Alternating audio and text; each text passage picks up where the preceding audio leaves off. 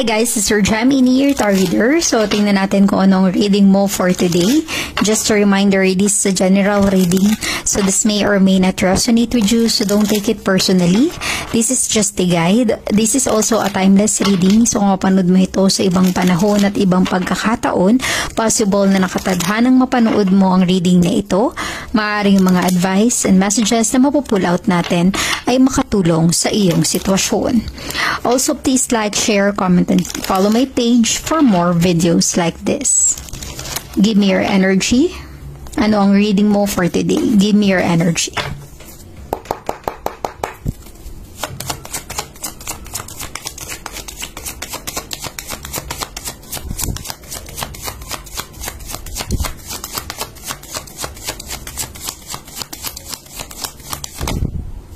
Okay. You have here the Seven of Cups. Maaring ikaw ay water sign, Cancer, Scorpio, and Pisces, or posibleng connected ka with a water sign.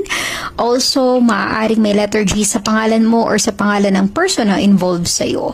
Usually, the Seven of Cups is a dream. Okay? Mga pangarap, mga gusto mong ma-achieve, makamit, makuha sa buhay mo. So, yun yung one side of the Seven of Cups. The other side is some kind of illusion, okay?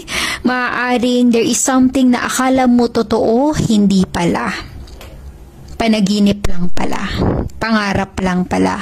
Walang katotohanan, puro kasinungalingan. Okay? So, dun tayo sa positive energy na mga gusto mong maabot, ma-achieve, ma-attain, mga goals mo at some point. Ang iba sa inyo, maraming pangarap sa buhay. Maaaring ang iba ay successfully, unti-unti na na-achieve yung mga pangarap na ito. Unti-unting nakakagawa ng way para maging totoo o maging reality yung mga dating pinapangarap mo lang or pinagdarasal or hinihiling mo sa buhay. Kumbaga, ang iba sa inyo ay posibleng unti-unting natutupad ang iyong pinapangarap. Okay? The other side of this energy, Seven of Cups. Okay?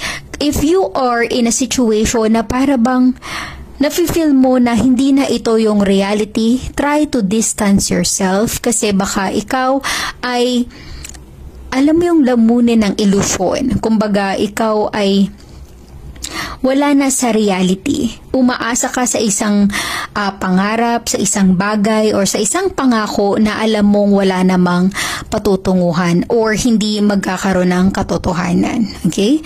So, kung ano man yung sitwasyon mo ngayon, if you have the Seven of Cups, if this is your dreams, your mga wish fulfillment in your life, take action, make it happen.